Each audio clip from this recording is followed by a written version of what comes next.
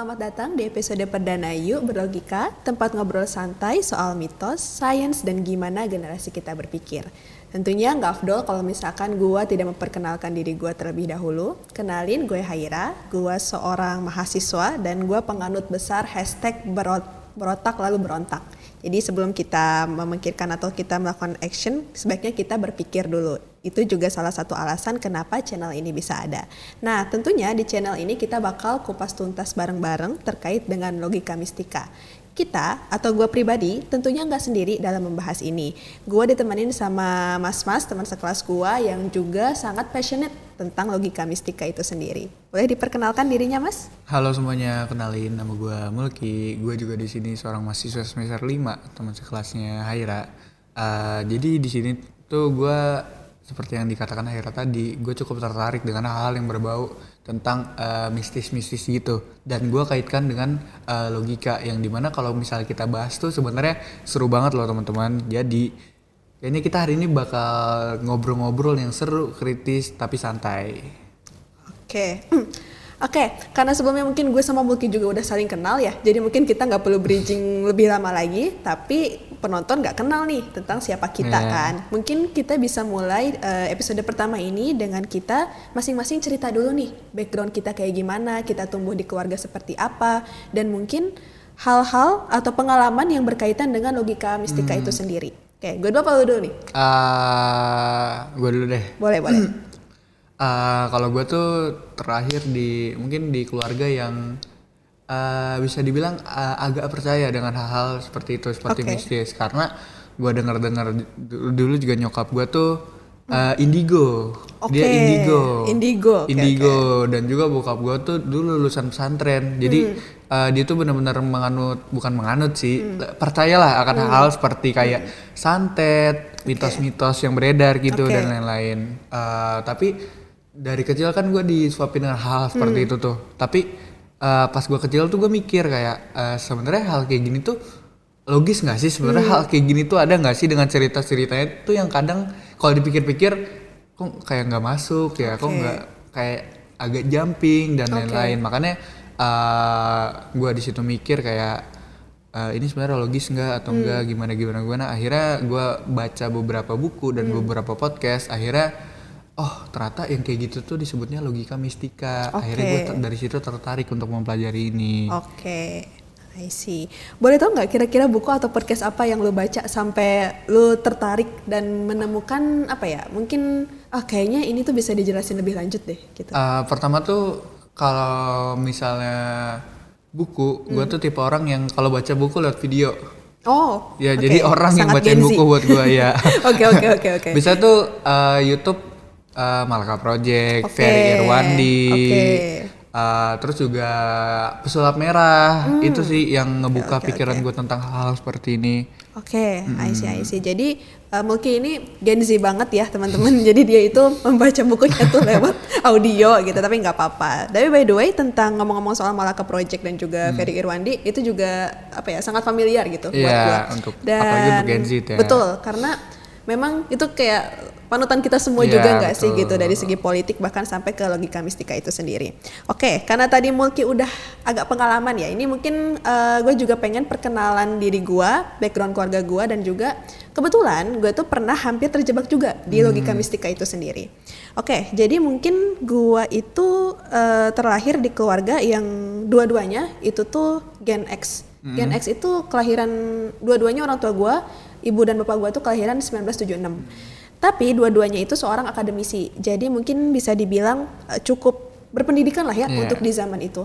Bapak gue itu sains banget karena di kuliahnya tuh ngambil fisika, jadi cukup logis lah mungkin orangnya ya, apalagi cowok juga kan. Dan dari kecil, dari SD, SMP sampai SMA tuh bapak gue benar-benar menggeluti sains banget gitu, dari mulai kimia, fisika, biologi itu tuh kesukaannya bapak gue banget. Kalau ibu gue itu sebenarnya akademisi juga, tapi memang gak begitu sains, yaitu beliau itu di bahasa Inggris gitu. Tapi memang beliau itu bisa dibilang salah satu orang yang mungkin berpikir maju di zamannya gitu. Tapi lain halnya dengan keluarga bokap gua.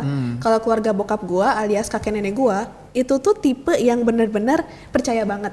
Jadi gue itu tinggal di Karawang Timur. Di Karawang Timur itu masih kental banget yang namanya santet, Iya. pelet, ngepet. Itu tuh masih bener-bener kayak jadi makanan sehari-hari lah gitu. Iya. Jadi ya ini agak lucu gimana gue kadang melihat perdebatan antara bapak dan juga kakek nenek gue kalau misalkan lagi ngomongin soal si logika mistika itu. Dulu sebenarnya ada kejadian juga yang gue pribadi alami. Mungkin gue boleh sharing ya? Boleh. Jadi dulu waktu gue kelas 2 SMA, kelas 11 ya? Kelas 11 ya? Iya, Iya, kelas 11 itu gue itu sakit perut. Gue sakit perut dan gue tuh absen selama 1 minggu di sekolah. Karena sakit perutnya tuh luar biasa, sakit banget gitu. Tentunya sebagai keluarga normal, gue dibawa dong ke dokter. Iya. Gue dibawa ke dokter, gue dicek. Yang agak sedikit bikin bingung, kenapa gue udah diobatin dengan berbagai macam obat, ada kali 5-6 obat gitu, kok gue nggak sembuh-sembuh ya gitu. Akhirnya gue dibawalah ke rumah sakit. Di rumah sakit diagnosanya tuh selalu sama, dispepsia atau mungkin sakit lambung ya kalau gue nggak salah. Mungkin anak biologi boleh correct me if I'm wrong karena gue udah agak-agak lupa. Ini sakit lambung apa segala macam. Tapi normalnya kalau sakit lambung tuh katanya seharusnya ini 2 minggu itu juga udah sembuh. Yeah. Tapi gue tuh nggak sembuh-sembuh juga sebenarnya. Disitulah keluarga gue mulai berpikir yang aneh-aneh. Ini anak apa jangan-jangan kena santet, apa jangan-jangan kena kena yang kayak gitu-gitulah intinya. Akhirnya gue sampai absen 2 bulan karena gue masih nggak sembuh dan bahkan gue tuh udah di tahap gue gak bisa jalan di situ. Di situ kakek nenek gue bilang ke orang tua gue, udah mending gak usah ke dokter lagi, gak usah ke rumah sakit lagi. Fix ini 100% ada yang gak suka sama dia, ada yang gak suka sama kita, ada yang ngirim. Tapi waktu itu bapak gue gak nyerah. Bapak gue bilang, nggak mungkin. Itu ada penjelasannya. Kalau nggak bisa ke rumah sakit ini, kita coba ke rumah sakit lain. Akhirnya, gue waktu itu dibawa ke rumah sakit swasta. Jadi memang sebelumnya tuh gue ke rumah sakit umum sih ya, rumah sakit umum dan menggunakan BPJS. Nah waktu itu, akhirnya gue di rumah sakit swasta, gue di USG, tapi juga masih nggak ketahuan. Lambung gue normal, ginjal gue normal, sistem pencernaan gue normal dan sebagainya. Tapi waktu itu gue tuh udah hampir, apa iya ya? Gue udah mikir, gue pernah bikin dosa ke siapa, gue udah bikin salah ke siapa, itu gue udah berpikir banget di situ. Tapi bapak gue dengan segala ilmu sainsnya itu bilang, coba kita ke CT scan gitu. Jadi mungkin buat teman-teman yang nggak tahu, CT scan itu ada alat, ada kamera yang masuk ke badan untuk melihat sebetulnya ada apa gitu. Dan itu tuh sakit banget sebetulnya. Setelah di CT scan, barulah ketahuan kalau ternyata gue usus buntu sebetulnya. Dan ketika gue tanya, tapi kok pas di USG nggak ada, karena ternyata usus buntu gue udah kronis, jadi melilit letaknya itu, makanya nggak bisa dideteksi hanya dengan USG, jadi memang harus ada alat yang masuk. Waktu itu dokternya sempat bilang, untung kamu nggak nyerah waktu itu, karena ini kalau pecah kamu udah nggak ada sekarang. Di situ gue bener-bener berterima kasih banget ke bapak gue, karena mungkin kalau saat itu gue percaya dengan logika mistika, mungkin sekarang gue udah nggak ada teman-teman. Dan misalnya dibawa ke dukun atau apa yang betul, orang itu nggak ngerti. Betul. Dari sini gue tuh juga bener banget kata Mulki tadi, gue juga jadi benar-benar paham ternyata logika mistika itu bisa semenyesatkan itu sebetulnya. Betul. Tapi kalau misalkan gue boleh tahu nih, apakah sekarang keluarga ataupun lingkungan lo itu masih percaya dengan logika mistika itu? Sebenarnya masih beberapa ada yang percaya ya. Tapi pelan-pelan gue udah mulai kasih edukasi kayak sebenarnya tuh yang kayak gini tuh nggak ada tahu. Pelan-pelan kayak kan kita nggak bisa maksa orang juga buat langsung percaya. Kayak misalnya kayak ini tuh sebenarnya kalau misalnya ada kasus orang hilang di gunung nih atau hal-hal sompral di gunung kayak gitu kan nggak boleh ya.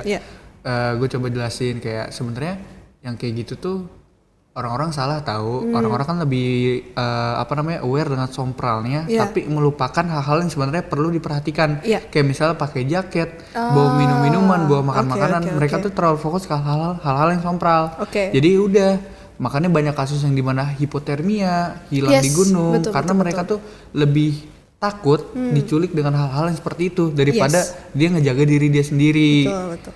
Kayak gue coba kasih edukasi dan lain-lain, akhirnya mungkin sedikit-sedikit udah mulai paham ya. Kayak gitu. Apakah pernah ada pemberontakan?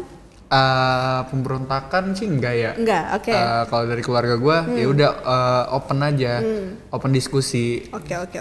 Jadi bukan tipe yang keras banget lah ya intinya. Kalau misalkan nih, apalagi kan lu kan laki-laki juga ya, menurut lu kenapa sih yang kayak gini tuh kayaknya udah kental banget gitu di kita? Atau kenapa sih ini tuh kayaknya kayak udah benar-benar membudaya si logika mistika itu di kehidupan kita sehari-hari? Jadi logika mistika itu masyarakat Indonesia itu dari dulu, dari didikan dari kecil sampai sekarang itu takutnya dengan hal-hal yang seperti itu. Jadi kita tuh ditanamin dari kecil kayak gitu. Kayak misalnya contoh sholat, kalau nggak sholat masuk neraka, dibuild dengan ketakutan. Betul. Terus yang kedua, jangan main petak umpet malam-malam. Jangan main petak umpet malam-malam, nanti diculik. Kalau wewe. Padahal sebenarnya kan penjelasannya gelap kan, nanti takut hilang dan lain-lain. Kan masyarakat Indonesia kayaknya nggak mempan ya kalau digituin ya. Oke. Jangan misalnya jangan keluar malam, nanti diculik. Kan sebenarnya dia tuh orang tuanya tuh nggak mau dia main terlalu malam, besok ke sekolah apa gimana, kayak gunting kuku juga. Jangan gunting kuku maghrib ya mitosnya ya, nanti disamperin ini apa ya, disamperin apa gue lupa. Padahal kan sebenarnya kalau misalnya di zaman dulu itu tuh orang-orang tuh penerangan tuh masih minim, nggak seterang ini. Jadi rawan banget kalau misalnya orang potong kuku itu ke bawah sama kulitnya salah potong dan lain-lain. Sebenarnya masyarakat Indonesia tuh emang pada dasarnya dari dulu lebih percaya dan lebih takut dengan yang kayak gitu. Jadinya membudidaya sampai sekarang. Kayak gitu sih menurut gua. Makanya kenapa hal-hal yang kayak gitu masih lekat sama kita. Bener ya, kayak Mulki bilang tadi, apalagi kalau nggak salah dulu tuh orang-orang zaman dulu gunting kukunya tuh nggak pakai gunting kuku, tapi pakai apa sih, silet ya? Aduh, gue nggak tahu. Kayak semacam kayak silet gitu loh teman-teman. Segitu ya. Oke. Tapi memang dulu tuh kayak gunting kuku tuh termasuk modernisasi gitu loh. Kayak sebelumnya tuh kayak pakai apa gitu, kayak silet gitu, makanya agak susah kan. makin susah butuh penerangan sebetulnya. Yang terang kan. Yes, betul banget. Kayak memang kalau misalkan kita ngomongin hal-hal kayak gini memang banyak banget ya. Tapi di sini gue mungkin coba untuk mengkerucuti ke satu hal dulu. Pernah kesurupan nggak? Nggak, tapi gue pernah lihat temen yang kesurupan. Oh ya, boleh dong diceritain. Jadi gimana? waktu itu tuh kita lagi camping, terus temen gue ini dia meminum alkohol. Yang dimana kan biasanya kalau misalnya di tempat-tempat kayak gitu gak boleh minum alkohol karena termasuk salah satu tindakan sompral ya, kayak gitu ya, kayak dilarang lah. Terus juga beberapa kali dia kencing kayak gitu. Terus abis itu dia kesurupan kayak gitu kayak udah memberontak, yang dimana tuh kita mikirnya udah kayak kesurupan dan lain-lain. Terus ini gimana caranya, dan akhirnya sadar. Di situ tuh pada saat itu gue sempat percaya kayak ini tuh ada di depan mata gue. Oh kayaknya kesurupan beneran ada deh, dengan apalagi hal-hal yang dia lakukan tadi, kayak dia minum minuman keras, dia kencing sembarangan. Nah, tapi ternyata setelah gue pikir-pikir, kan dia minum minuman alkohol ya, itu ada chance dia kayak gitu tuh karena pengaruh alkohol juga, karena dia mabok. Dia mabok terus juga dia hipotermia sebenarnya di situ. Dia hipotermia terus juga kejang juga, dia ada kejangnya, makanya kelihatannya kayak orang kesurupan kan. Sebenarnya itu komplikasi aja, dia banyak punya gejala yang masuk ke diri dia, makanya kita nganggapnya kesurupan kayak gitu. Sebenarnya kalau dari awal kita kasih dia selimut dan kita nggak kasih doa-doa, baca-bacaan ayat, itu sebenarnya dia udah bisa sembuh. Tapi kan kita percayanya orang-orang kita kayak gitu ya. Jadi ada kali sejam dibacain ayat Quran, padahal kan sebenarnya kenapa kita nggak kasih jaket, kenapa kita nggak kasih minuman hangat atau apa, supaya ya dia sadar kayak gitu. Kayak gitu sih. Berarti lu pribadi mungkin tidak pernah ya? Tidak pernah. Tapi lu melihat gitu. Karena memang mungkin ya kalau di zaman sekolah dulu suka ada namanya kesurupan massal. Iya, kesurupan massal, di mana kayak orang-orang tuh kayak banyak banget gitu yang kesurupan, yang teriak-teriak sampai apa gitu jadi viral atau apa gitu di sosial media beberapa. Mungkin ya sebenarnya kita juga di sini bukan ahli sains. Di sini bukan ahli sains. Tapi memang ada beberapa juga YouTube atau mungkin buku yang menjelaskan kalau salah satu faktornya itu adalah tetanus. Ya, kalau misalkan lo nggak tahu, tetanus itu semacam sakit yang menyerang syaraf. Mungkin nanti ada bisa ditampilin kayak gambarnya. Kalau misalkan kita orang kayak gini loh, yang kayak bener-bener kayak kayang gitu, yang kayak di film-film horor, yang kayak di kalau suka Exorcism of Emily Rose atau semacamnya, itu tuh sebetulnya memang ada penyakit medisnya yang menyebabkan syarafnya itu tidak terkontrol kayak gitu. Jadi memang sebetulnya salah satu alasan ya kenapa kayaknya gue mau nambahin juga dari jawaban lu, kenapa hal itu masih dipegang karena memang teknologinya baru canggih tuh sekarang-sekarang. Iya, makanya gitu. ketahuan semuanya sekarang. Betul. Kayak yang CT scan atau apa segala macam tuh memang masih tergolongnya kebaharuan ya, kebaharuan. Makanya kita itu ternyata pada dasarnya ya manusia tuh benci ketidakpastian ya sebetulnya. Jadi kayak kita itu berusaha untuk mencari jawaban yang ada di kepala kita dengan hal-hal logika mistika itu sendiri. Oke. Tapi kalau misalkan ngomongin kesurupan ya, kalau ngomongin kesurupan identiknya katanya jangan ngelamun, nanti gampang dimasukin gitu. Cuman kalau misalkan ngomongin kesurupan ya, lu tau gak sih kalau Indonesia itu level skizofrenia tertinggi? Iya. Oke. Itu juga sebenarnya jadi salah satu faktor ya sebenarnya dengan banyaknya banyaknya hal-hal yang kita alami selama ini. Oke. Kalau misalkan ngomongin kesurupan udah. Nah, kita bakal ngomongin yang kedua yaitu mungkin gue mau nanya. Kenapa kita di Indonesia nih, kita ngelihatnya kuntilanak, ngelihatnya pocong dan segala macam. Tapi kenapa kita tidak pernah menemukan itu di luar negeri? Sebenarnya itu ada penjelasannya juga. Jadi otak manusia tuh kan lebih sakti daripada yang kita kira ya. Otak tuh bisa memvisualisasikan gambar dan juga bisa memvisualisasikan suara. Tapi itu dengan hal-hal yang pernah kita lihat sebelumnya. Makanya kenapa kita kan Indonesia hantu-hantu di kita kan kayak kuntilanak, pocong dan lain-lain. Makanya kita melihatnya kayak gitu karena emang kita udah tahu sebelumnya di otak kita tuh udah kegambar kuntilanak tuh seperti apa, pocong tuh seperti apa dan lain-lain. Di luar negeri kenapa nggak ada? Karena emang di luar negeri tuh hantunya beda gitu. Orang-orang masyarakat sana tuh ngelihatnya kayak vampir, Dracula dan lain-lain. Makanya kenapa? Kalau misalnya hal itu ada, kenapa dia cuma ada di satu daerah doang gitu loh? Dan kenapa nggak sampai ke luar negeri? Apakah hantu yang disebutan itu nggak bisa nyebrang pulau? Apa kayak gimana? Terus juga ada cerita juga. Pokoknya tuh kuntilanak atau pocong gue lupa. Itu tuh baru ada di ceritanya tuh di tahun 70-an. Sebelumnya tuh nggak ada. Pokoknya di 70-an. Setelah cerita itu muncul, semua orang tuh ngelihatnya pocong dan kuntilanak, kan kelihatan kan. Jadi hal-hal kayak gitu tuh otak tuh memvisualisasikan hal-hal yang emang udah pernah dia lihat sebelumnya, pernah dia ingat sebelumnya. Gitu. I see. Jadi tuh make sense banget ya kenapa? Maka gue bingung. Kenapa kuntilanak nggak nyampe luar negeri? Terus kenapa di kita nggak ada Sadako? Kenapa di kita tuh nggak ada kayak Dracula atau segala macem gitu? Ternyata itu karena otak kita memang memvisualisasikan berdasarkan apa yang kita lihat atau yang kita dengar sebelumnya. Oke, make sense banget ya sebenarnya jawabannya. Mungkin ini mungkin kita ke hal yang lebih sederhana lagi. Ketindihan sebetulnya. Ketindihan. Mungkin ada yang pernah ketindihan di sini, boleh komen di bawah. Kalau ketindihan ya. Gue pribadi pernah, tapi itu kayaknya udah lama banget deh. Waktu gue umur berapa ya? Let's say kayaknya waktu gue SMP. Itu udah lama banget, tapi gue masih inget rasanya karena ya biasa gue dimasuki dengan cerita-cerita, didudukin setan loh gitu segala macem. Jadi yang gue lakukan di situ adalah panik, nangis, teriak-teriak gitu, minta tolong apa segala macem. Tapi makin gue dewasa, gue makin sadar gue ngapain sih waktu itu sebenarnya itu karena gue baru tahu penjelasannya. Kalau sendiri pernah nggak mengalami hal itu?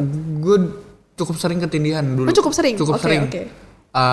Gue juga dulu mikirnya kayak ketindihan tuh ya udah ditindihin sama setan, sama hantu dan lain-lain kayak gitu kan. Tapi ternyata setelah gue pelajari patternnya, gue ketindihan itu selalu posisinya tuh di mana gue sebenarnya belum mau tidur. Tapi badan gue udah ngantuk. Misalnya gue lagi main HP, terus gue mau ketiduran nih, tapi gue menolak. Akhirnya itu tuh menciptakan kondisi di mana otak kita tuh masih sadar. Cuman badan kita belum. Udah tidur. Makanya kenapa terjadi ketindihan. Makanya kenapa kita panik karena badan kita nggak bisa digerakin kan.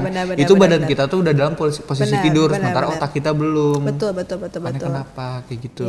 Intinya mungkin kalau ketindihan itu otak sama badan tuh nggak sinkron ya teman-teman. Ya, Dan apa yang gue baca juga di neuroscience, kalau misalkan kita itu tidur tuh ada 4 fase dan fase yang keempat ini deep sleep atau REM. Maaf, gue agak lupa kepanjangannya apa. Tapi kalau misalkan kita udah masuk fase yang benar-benar deep sleep ini, memang akan lebih lambat bagi badan kita untuk sadar kembali. Jadi Ibaratnya kalau misalkan ketindihan tuh simpelnya, jadi otak lo tuh bangun duluan, tapi badan lo tuh belum siap untuk bangun, makanya badan lo tuh belum siap digerakin, tapi elunya udah bangun gitu loh. Jadi itu kenapa ketindihan atau apa ya bahasa Sundanya gue lupa, eueup atau eueup gitu. Pokoknya kayak bahkan orang tua zaman dulu tuh kalau misalkan ketindihan tuh ikut panik yang bikin kitanya tuh makin panik gitu kayak ini kenapa berpanik, kenapa gue dibacain doa-doa gitu. Dan itu bikin mungkin badan kita juga nggak bisa rileks ya, jadi tegang juga sebenarnya. Oke.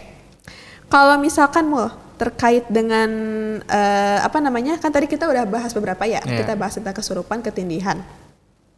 Kalau misalkan nih tentang apa ya, cara orang cepet kaya itu apa sih? Gue lupa. Orang cepet kaya apa pesugihan? Pesugihan atau babi ngepet gitu, kayak gitu-gitu. Sebenarnya kayak salah satu yang gue baca juga di Madilog itu gimana cara logika mistika bekerja adalah Dewi Ira ya atau siapa gitu yang Dewi Matahari. Itu kayak bilang, tah jadilah alam semesta, tah jadilah tanah yang subur, tah jadilah duniawi dan seisinya. Jadi kata Tan Malaka tuh begitulah cara logika mistika bekerja. Nah, menurut lo apakah betul orang yang tiba-tiba kaya itu karena bantuan dari alam gaib? Sebenarnya kalau yang hal kayak gitu mungkin gue nggak terlalu fokus ke situ ya, karena menurut gue dari beberapa hal kayaknya itu yang paling nggak masuk akal deh. Yes. Iya kan, makanya jujur sampai sekarang gue belum terlalu tahu sih hal yang kayak gitu. Kayak penjelasan ilmiah tuh teratur seperti apa. Mungkin ya karena mungkin yang lu punya penjelasan yang ini mungkin coba bisa dijelasin. Sebetulnya kalau misalkan itu sebetulnya sama ya kayak lu juga kalau misalkan tentang pesugihan ataupun hal-hal yang bikin orang tuh cepat kaya. Menurut gue ya nggak ada sebenarnya karena kayak it's just their hard work gitu lah. Mungkin itu kerja keras mereka yang kita nggak lihat selama ini, yang mereka tidak tunjukkan selama ini. Tapi memang kita tuh kayak yang tadi Mulki bilang, kita tuh benci ketidakpastian. Kita tuh selalu cari-cari jawaban untuk menjawab pertanyaan di dalam otak kita yang bikin kayak ya udah mungkin dia kaya karena pesugihan, mungkin dia kaya karena babi ngepet dan sebagainya. Kita bakal masuk ke pembahasan yang kedua nih. Beberapa waktu yang lalu, mungkin karena lu pengikutnya Ferry Irwandi juga ya. Beliau tuh sempat ngasih challenge siapapun yang berhasil untuk nyantet dia, itu tuh dikasih Alphard ya. Gua pengen tahu gimana point of view lu tentang challenge yang beliau kasih. Menurut gue apa yang Ferry Irwandi lakukan tuh benar-benar gebrakan banget, benar-benar genius banget. Karena sampai sebelum Ferry Irwandi itu speak up, itu kalau nggak salah baru pesulap merah ya, pesulap merah. Sebelum itu nggak ada lagi. Yaudah kita tetap dijejelin hal-hal yang kayak gitu. Kayak yaudah santet itu ada, jangan macam-macam. Santet itu ada, pesugihan, kesurupan dan lain-lain. Akhirnya Ferry Irwandi ini muncul, dia ngomong santet tuh nggak ada. Kalau ada yang bisa santet gua, itu dapat Alphard. Menurut gua itu penawaran yang cukup menggiurkan. Kalau misalnya emang santet itu ada, kenapa nggak disantet aja?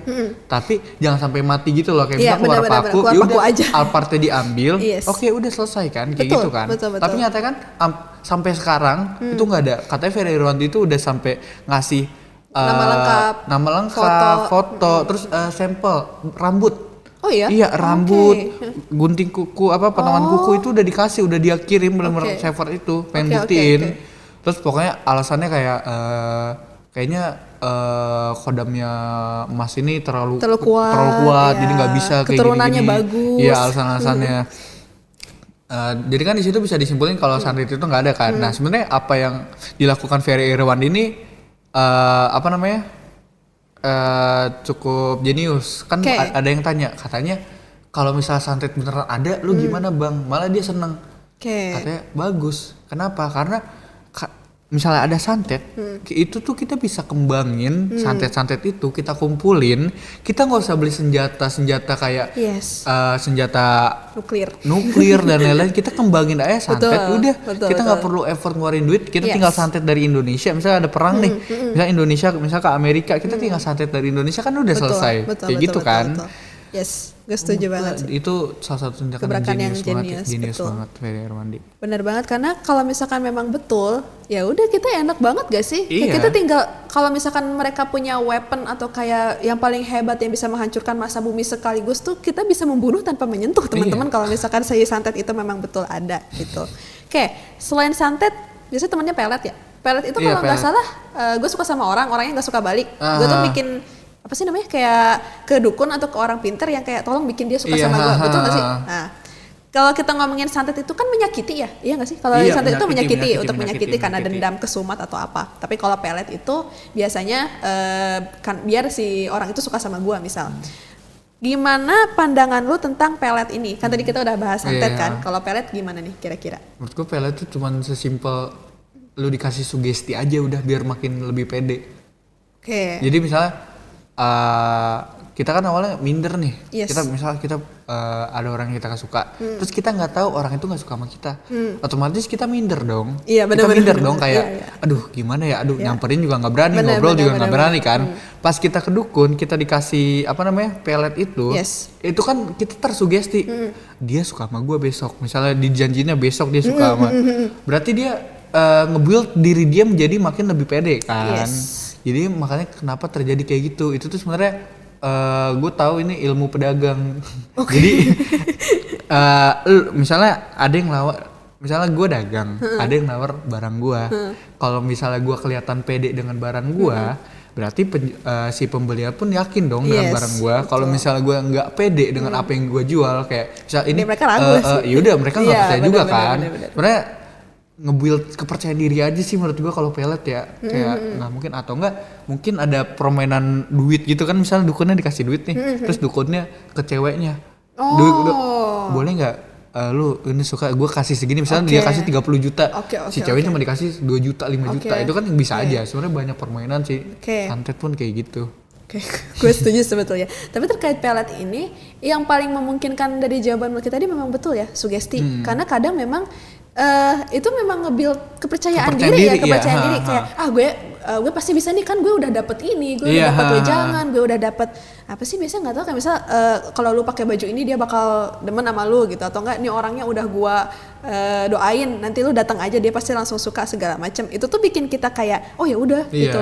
Dan lucunya kita malah lebih percaya itu daripada kayak berusaha mendekati kayak kira-kira dia suka tipe yang kayak gimana ya. Kita lebih percaya dengan orang pintar Kan itu ya kebiasaan sebenarnya. orang kita kan ingin secara instan. Iya Kita sih, kan nggak benar. mau kayak padahal hal kayak gitu kan bisa kita lakuin dengan upgrade diri, Yes. terus juga mempelajari apa hal-hal yang dia suka. Itu kan orang Indonesia tuh malas kayak terlalu lama, gue pengen yang instan aja.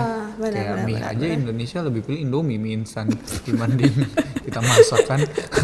Iya lagi gitu. Nah, makanya teman-teman kalau misalkan suka sama orang ya upgrade dulu aja ya, nggak usah sok-sok ke orang pinter gitu. Oke, santet pelet. Mungkin kalau misalkan kita bahas ini akan kontroversial Iya. sebetulnya. Kontroversinya adalah karena Banyak aja sih yang banyak orang aja, yang betul. masih percaya. Kayaknya Yes. kita juga sepertinya bisa jadi kita akan jadi musuh masyarakat ya. Kayak gini, Oke, gini lah. betul. Tapi mungkin salah satu yang jadi pertentangan dari pembahasan kita adalah, tapi kan menurut agama katanya gitu, menurut agama atau enggak kayak, tapi kan di Islam tuh gini gitu. Kayak mungkin gue di sini mau klarifikasi dulu, apakah kita di sini mengatakan bahwa si logika mistika itu 100% salah? Sebetulnya tidak juga ya. Kita tidak bisa juga. benar-benar mengklaim kalau itu tuh hal yang absolut gitu, atau hal yang benar-benar totok salah gitu. Tapi di sini kita tuh mengajak kayak ada loh kemungkinan-kemungkinan yang lain sebetulnya selain apa namanya logika mistika yang tadi kita bahas. Tapi kalau misalkan lu nih pandangan lu tentang apa ya gue bahasnya ya, mungkin logika mistika dengan agama lah. Kita kan sama-sama muslim ya, kita sama-sama muslim, kita juga sebetulnya percaya dengan adanya dunia gaib gitu. Tapi yang gue yakini mereka tuh beda alamnya. Iya. Itu yang gue yakini sebetulnya. Gimana kalau versi lu kayak gimana? Gue tadi buka laptop kan. Gue sebenarnya lupa. Gue pernah baca di surat surah apa gitu tentang emang di situ tuh dijelasin bahwa setan dan jin itu tuh gak bakal bisa menyakiti manusia karena kita tuh berada di alam yang berbeda. Karena emang ditakdirinnya sama Allah udah jin dan setan tuh cuma untuk menggoda manusia aja. Dia nggak bisa menampakkan diri dan lain-lain. Udah manusia juga nggak bisa melihat sebaliknya kan, kayak gitu. Sebenarnya itu ada, cuman gue lupa surahnya dan ayat berapa. It's okay. Dan juga di Quran juga kalau nggak salah ya ini ya, gue juga agak samar-samar. Yang dimention kan sihir kan Yes. ada di Al-Quran kan. Betul, betul. Tapi sihir itu cuma ada di zaman Nabi sebenarnya, di zaman Nabi. Dan itu sekarang tuh sihir itu udah benar-benar nggak ada. Oke. Itu sih menurut gue juga agak lupa jujur. Oke. Jadi mungkin itu juga berpengaruh dengan zaman ya. Kadang kita tuh juga terlalu apa ya gue ngomongnya ya, kayak terlalu berpatok ke hal-hal yang udah lama banget sampai kita tuh tutup mata bahwa sekarang dunia sudah berjalan dengan lebih canggih mungkin ya, dengan lebih canggih, dan juga memang ada hal-hal di zaman dulu yang juga sudah tidak relevan sebetulnya dengan zaman sekarang gitu. Oke. Kalau misalkan nih gue tanya, kan sebetulnya kita kan Gen Z ya, Gen Z di mana kita tuh udah familiar banget sama teknologi, yang mungkin akan lebih mudah untuk menerima informasi seperti ini karena channel, buku-buku, podcastnya juga udah banyak banget yang bahas. Lu suka sebel gak sih sama orang-orang yang bener-bener totok percaya dengan logika mistika itu sendiri? Jujur sebenarnya kan hal kayak gitu ini kan susah ya orang ya kalau dibilangin ya, apalagi kalau misalnya generasi sebelum kita apa sebutnya? Milenial. Milenial ya, milenial ya. Milenial kalau nggak salah. Itu kan terkenal dan keras kepala kan. Mereka ya udah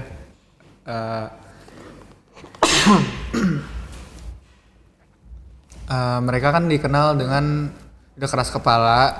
Dia juga udah apa yang ada di zaman kita udah itu bener. Kita nggak bisa maksa juga ya. Kalau misalnya kita maksa dengan pemikiran kita kayak benar-benar kita radikal lah ibaratnya, kita benar-benar maksa itu kan nggak bisa juga ya. Orang juga sebel gitu digituin.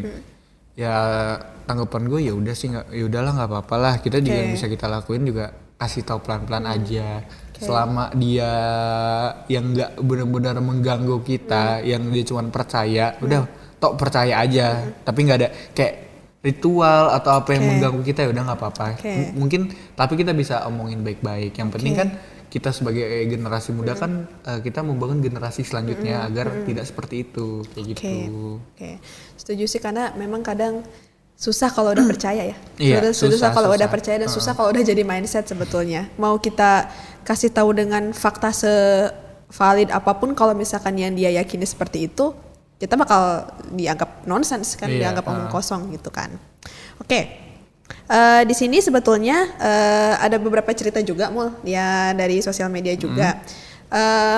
Di sini maaf gue ketawa. Teman saya tiba-tiba lumpuh setelah bertengkar dengan tetangga. Keluarga yakin itu santet. Ada yang pernah ngalamin juga. Ya berantemnya kayak gimana dulu kalau berantemnya gimana sampai pukul-pukulan. nendang kaki ya wajar. Lumpuh. Ini kayak agak familiar sama cerita gue tadi ya. Kayak aduh sakit perut. Oh itu ada yang ngirim, ada yang gak suka sama lu. Asal menyimpulkan aja kan. Iya benar. Mungkin ini harus diobservasi ya. Yang ngirim ini kayak masa ini jangan ditanyain itu santet apa enggak, tapi itu berantemnya kayak gimana. Iya benar. Kalau misalnya sampai ditendang atau nggak pakai kayu, wajar sih lumpuh ya. Kenapa nggak mau nyalahin tetangganya apa gimana? Betul.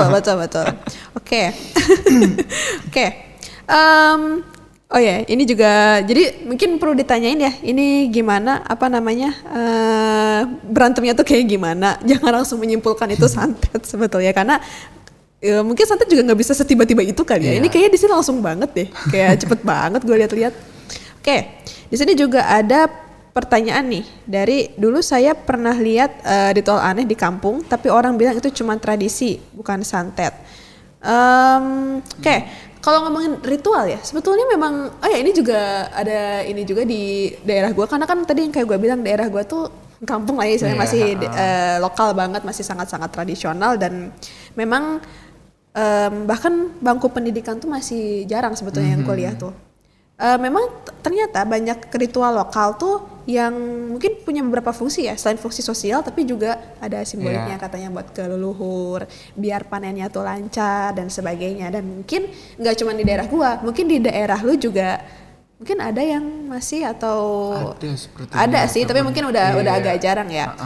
Kalau misalkan kita berbicara tentang tradisi nih, ataupun kayak semacam ritual or whatever they wanna say, lu memandang itu seperti apa, Mal? Sebenarnya kalau ritual itu kan part of apa ya, budaya juga ya. Sebenarnya kalau misalnya niat dia untuk ritual tuh untuk apa ya disebutnya ya, gue juga bingung. Kayak konteksnya budaya setempat kayak gitu. Jadi itu tuh sebenarnya nggak apa-apa aja. Kayak itu kan hal dari turun menurun gitu loh yang dia lakukan dan harus dilestarikan. Sebenarnya nggak apa-apa asal nggak apa ya kayak sampai benar-benar berbau mistis atau kayak gimana. Kalau dari gue nggak apa-apa, dan gue juga sebenarnya kurang begitu paham ya apa ritual-ritual seperti apa. Jadi kalau misalnya ritual untuk budaya itu juga menurut gue masih nggak apa-apa aja. Oke.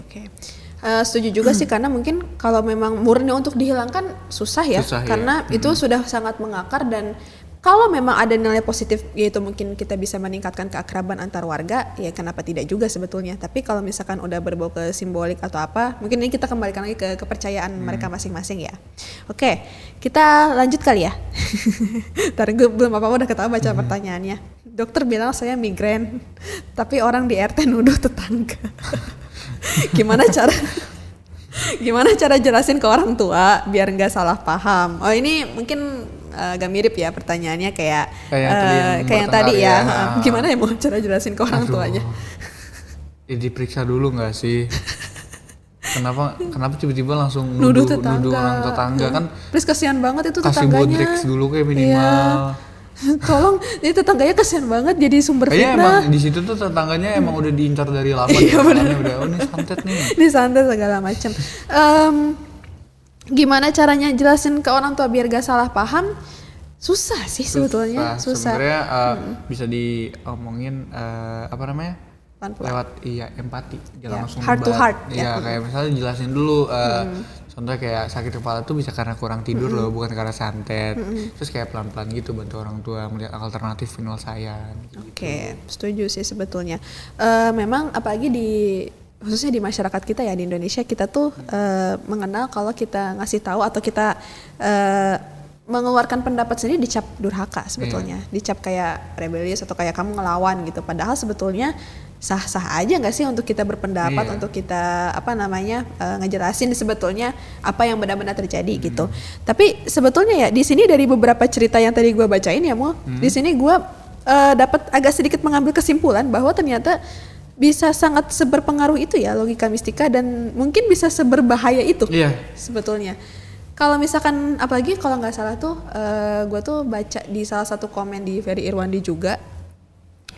Jadi dia ada seorang pemuda gitu, ibunya tuh sebetulnya sakit jantung atau kanker ya. Yang itu kayaknya lu juga pernah lihat juga deh. Tapi karena memang keluarganya itu sangat percaya dengan logika mistika, jadi nggak dibawa ke rumah sakit. Betul. Iya, dan itu sangat miris ya sebetulnya. Ketika sebetulnya nyawa itu bisa diselamatkan, tapi kita malah berpikir untuk membawa itu ke orang pintar gitu. Dan, udah.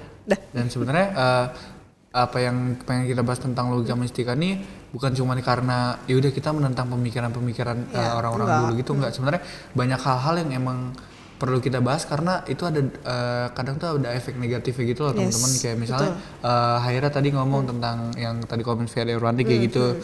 Terus juga kayak contoh tol yang angker tuh Cipularang ya, kilometer yang di berapa? Bandung ya? Yang mau ke Bandung kan? Iya, mau ke Bandung. Itu kan orang-orang kita tuh percaya kalau di situ ada penunggunya, makanya jangan harus ada ritual kayak klakson dan lain-lain kan, jangan lewat malam-malam dan padahal karena masyarakat kita tuh udah percaya itu ada penunggunya, itu tuh nggak diperbaikin, padahal tuh ada penjelasannya tahu tol Cipularang tuh dari sudut kemiringan dan lain-lain tuh emang kurang pas kayak gitu loh, karena masyarakat kita tuh emang ya udah percaya dengan hal seperti itu aja kayak gitu. Jadi itu yang menyebabkan rawan kecelakaan ya berarti betul. Di tol Cipularang itu. Itu sangat merugikan ya kalau kita lihat-lihat di mana kita bisa menyelamatkan banyak nyawa sebenarnya dengan diperbaiki ya, tapi karena kita terlanjur percaya dengan itu ulah justru nggak ada yang berani katanya untuk memperbaiki apa segala macam. Oke. Itu sangat miris ya ketika bahkan nyawa itu bisa dibeli dengan hal-hal kayak gini tuh bener-bener miris banget, apalagi sebetulnya. Tapi alhamdulillah ya sekarang di Indonesia khususnya kayaknya teknologi itu udah semakin maju ya. Di rumah sakit itu juga sudah banyak. Tapi memang susah juga sebetulnya kalau misalkan dari merekanya itu percayanya itu tuh dari hal-hal kayak gitu. Mau teknologi secanggih apapun ya mereka nggak akan milih untuk dibawa ke sana nggak sih? Betul. Oke. kita bakal masuk ke beberapa pertanyaan terakhir. Oke, kira-kira Mul, untuk si kita nih, terutama untuk generasi Z sekarang, ini gue spesifik ke kita ya, Gen Z. Apakah menurut lu tingkat kepercayaan logika mistika di anak-anak seumuran kita itu tuh apakah dia naik atau berkurang atau mungkin sama-sama aja menurut lu? Cukup berkembang sih dari emang adanya beberapa sekarang kan video kayak Ferry Irwan di Malaka Project itu kan itu benar-benar ngebuka pikiran kita sebagai anak muda. Tapi kan masalahnya adalah masih banyak beberapa anak-anak muda yang emang latarnya tuh tinggal di beberapa kampung yang emang masih menganut menganut hal-hal kayak gini lah ya. Gitu yang garis keras lah kayak gitu. Makanya sebenarnya bisa dikatakan tuh berkembang tapi belum semuanya. Makanya kita sebagai generasi muda kan kita mencoba untuk kasih edukasi nih ke semua orang kayak sebenarnya hal kayak gitu tuh nggak ada loh, kayak itu tuh cuma logika mistika kayak gitu. Jadi supaya lebih merata lah ya. Jadi nggak cuma kita aja yang tahu, tapi mungkin ini tuh juga bisa disampaikan mulut ke mulut loh teman-teman. Kayaknya itu juga efektif ya kalau misalkan dari mereka tuh mungkin kurangnya akses teknologi segala macam. Oke, tapi kayaknya tadi gue kelewatan satu hal deh. Kita kan udah bahas tentang hal-hal kayak santet, pelet dan segala macam. Salah satu yang gue tonton juga di Malaka kalau nggak salah, logika mistika yang sering membodohi masyarakat adalah peramal. Jadi dia tuh bisa mendeteksi hal-hal yang akan terjadi di masa depan. Atau mungkin kayak jangan keluar hari ini, nanti kamu apes. Kalau mau nanam padi atau apa jangan di hari ini, nanti padinya jelek gitu.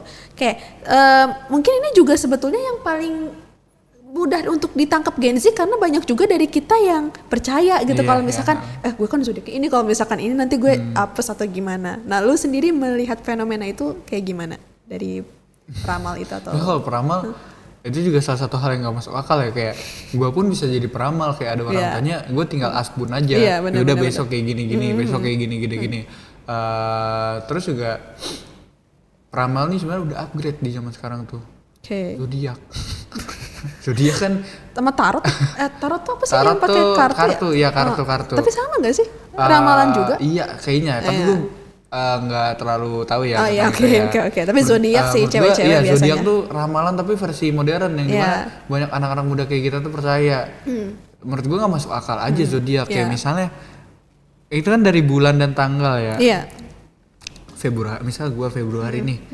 Berarti kalau misal kita percaya akan zodiak, itu kan berarti orang-orang Februari nih sama semua nih, sama semua. Kayak misalnya kalau nggak salah tuh Februari tuh lebih lebih pendiam dan lain-lain kayak gitu-gitu kan. Itu tuh hal-hal kayak gitu kan dibangun dari pertama didikan di rumah, lingkungan pertemanannya kayak gimana. Betul. Terus juga kayak apa aja yang dia alamin gitu loh. Itu tuh nggak sesimpel karena bulan aja kayak gitu. Waktu itu gue setuju, apalagi mungkin cewek-cewek ya. Cewek-cewek tuh biasanya tuh kayak adik banget sebenarnya sama zodiak. Apalagi sekarang muncul stigma kalau Gemini itu red flag. Iya, itu. Terus kalau Pisces sama ini tuh nggak akan langgeng, itu bakal kayak cepet putus. Terus kalau misalkan zodiak ini tuh pasnya sama ini. Kalau Gemini red flag, misalnya ada Habib atau Ustadz yang Gemini gimana? Apakah kalian tetap bilang red flag gitu? Mungkin iya kali ya, nggak tahu juga sebenarnya. Tapi kalau misalkan tentang ini, berarti balik lagi ya. Kata kuncinya tuh sugesti. Ya, sugesti. Kita semua tersugesti semuanya sama ramalan-ramalan dan juga zodiak-zodiak kayak gitu. Tapi memang kalau misalkan kita ngomongin hal-hal kayak gitu, memang banyak yang dikemas secara menarik ya, kayak zodiak. Terus kayak itu juga kayaknya sering banget tuh lewat di FYP atau apa, kayak misalnya zodiak minggu ini kan ada dorongan untuk baca ya, kayak ya apa ya gue gitu kan pasti ada rasa kepo juga. Nah, menurut lu kenapa hal yang kayak gini berkembang ya, Mul? Karena mereka suka aja membaca hal-hal yang emang berkaitan dengan diri dia sendiri gitu loh. Kayak kadang tuh, oh iya, misalnya ada satu ramalan kayak Aquarius tuh kayak gini, ada satu hal dia, oh iya lagi, gue banget lagi. Itu kan nunjuk ngebuat emosi puas kayak, oh iya lagi gue kayak gini, bener lagi kayak gini. Jadi kan lebih terdorong kayak baca-baca lagi kayak Aquarius tuh kayak gimana sih. Terus tuh menurut gue membaca hal-hal yang berkaitan dengan diri kita sendiri tuh itu cukup menyenangkan sih. Jadi orang-orang tetap baca terus.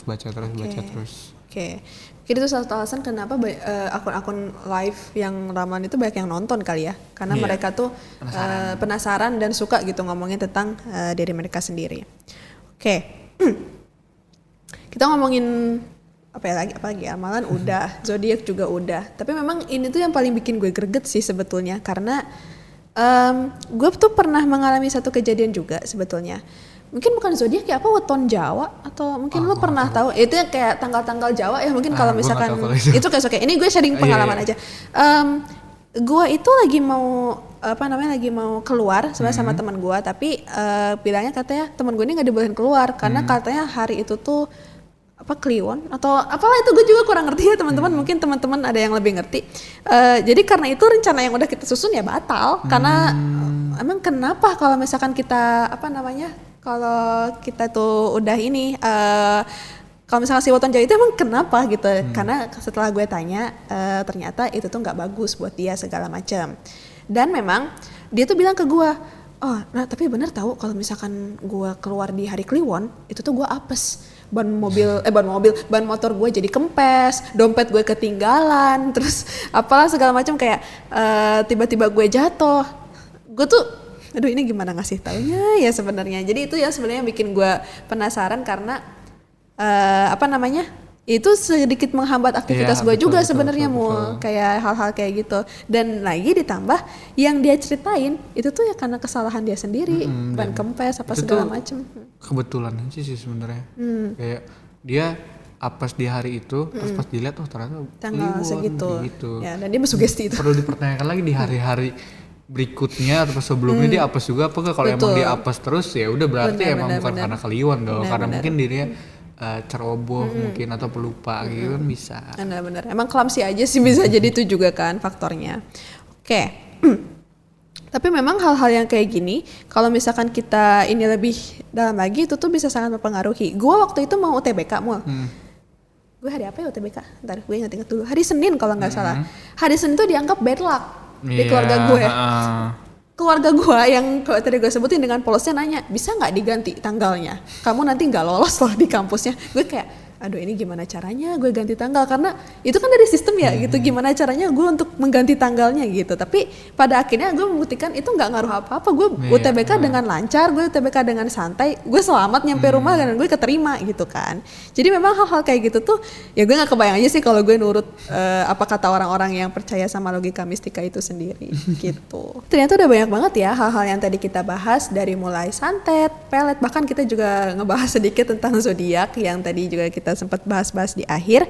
Dari obrolan panjang ini sebenarnya kita bisa belajar beberapa hal. Kalau logika mistika itu bukan cuma soal benar atau salah, tapi juga soal gimana sih caranya untuk masyarakat mencari makna dan kita sebagai generasi muda untuk bisa berpikir dengan lebih kritis dan juga empiris. Dan juga tugas kita tuh bukan menghakimi tapi memahami juga, supaya kita tuh bisa hidup lebih rasional tanpa kehilangan rasa hormat kita terhadap budaya-budaya yang udah ada. Betul. Dan mungkin gue mau disclaimer juga kayak yang tadi sempat di-mention di tengah-tengah, bahwa kita ini tidak sepenuhnya bilang bahwa entah itu logika mistika itu 100% salah, tapi di sini kita berusaha untuk mengajak teman-teman pendengar untuk lebih mencari makna atau lebih mencari jawaban-jawaban yang lain di luar logika mistika itu sendiri. Karena teknologi sekarang sudah semakin berkembang dan juga semakin banyak bahan literatur yang bisa kita pakai untuk mencari jawaban atas fenomena-fenomena yang belum terjawab. Mungkin siapa tahu teman-teman yang dengar ini penasaran, kemudian meneliti lebih jauh, melakukan penelitian, melakukan research, dan teman-teman bisa untuk